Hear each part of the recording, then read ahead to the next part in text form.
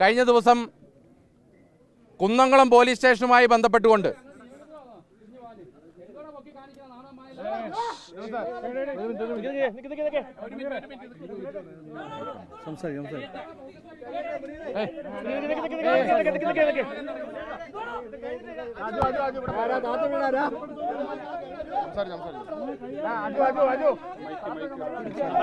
കഴിഞ്ഞ ദിവസം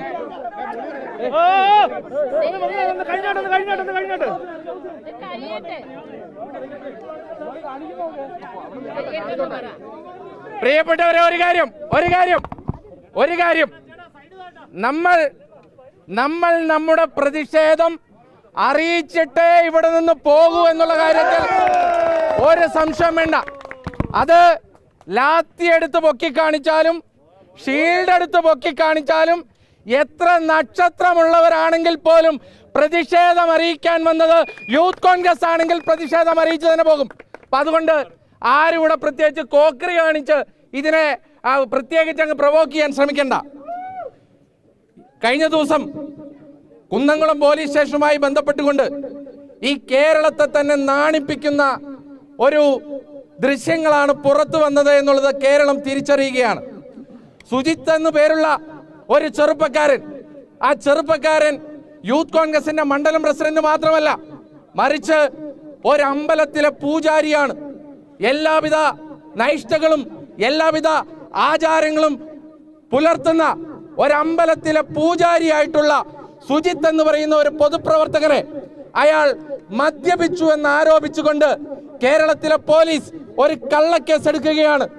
ആ കള്ളക്കേസെടുത്ത് പോലീസ് സ്റ്റേഷനിൽ ചെന്ന് മജിസ്ട്രേറ്റ് കോടതിയുടെ നിർദ്ദേശപ്രകാരം വൈദ്യ പരിശോധനയ്ക്ക് വിധേയമാക്കിയപ്പോ അയാൾ മദ്യപിച്ചിട്ടില്ല എന്ന് തെളിഞ്ഞതോടുകൂടി തന്നെ അത് കള്ളക്കേസാണ് എന്ന് ഈ ലോകം മുഴുവൻ അറിഞ്ഞതാണ്. നീണ്ട നിയമ പോരാട്ടം, ആ നിയമ പോരാട്ടത്തിനൊടുവിൽ ഈ പോലീസ് ഉദ്യോഗസ്ഥർക്കെതിരെ നടപടിയെടുക്കുന്നു. CCTV വിഷ്വലുകൾ പുറത്തു വരുന്നു. പുറത്തു വന്ന് 2 കൊല്ലം കഴിയുമ്പോഴാണ് ഇന്ന് പിണറായി വിജയൻ സർക്കാരിന് ബോധോദയം ഉണ്ടാകുന്നത്. ഞങ്ങൾ വേണമെങ്കിൽ സസ്പെൻഡ് ചെയ്ത് കളയാം, ഈ പോലീസ് ഉദ്യോഗസ്ഥരെ വേണമെങ്കിൽ ഞങ്ങൾ സസ്പെൻഡ് ചെയ്യാം എന്നാണ് കേരളത്തിലെ സർക്കാർ പറയുന്നത്. പ്രിയപ്പെട്ടവരെ, നിങ്ങളുടെ ഒന്നും ഈ സർക്കാരിന്റെ ഒന്നും ഒരൗദാര്യവും യൂത്ത് കോൺഗ്രസിന് ആവശ്യമില്ല എന്ന് പറഞ്ഞു വെക്കാൻ ഞങ്ങൾ ആഗ്രഹിക്കുകയാണ്.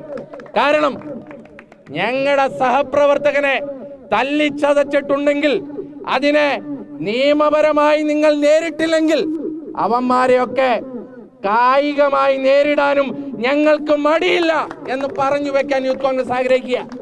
കഴിഞ്ഞ ദിവസം മലപ്പുറത്തായ SI നുഹ്മോന്റെ വീട്ടിലേക്ക് നമ്മൾ മാർച്ച് നടത്തി. ഇപ്പോൾ സന്ദീപിന്റെ വീട്ടിലേക്ക് കഴിഞ്ഞ ദിവസം മാർച്ച് നടത്തി. ഒരിക്കൽ കൂടി മാർച്ച് നടത്തുന്നു. എന്തിനാണെന്നറിയോ?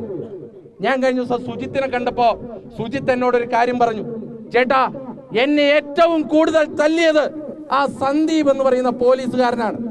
അവൻ തല്ലുമ്പോ പറഞ്ഞത്, നിന്നെ രക്ഷിക്കാൻ ആരുണ്ട് എന്ന് കാണട്ടെ എന്നാണ് ആ സന്ദീപ് പറഞ്ഞത് എന്ന് എന്നോട് സുജിത്ത് പറയുകയുണ്ടായി.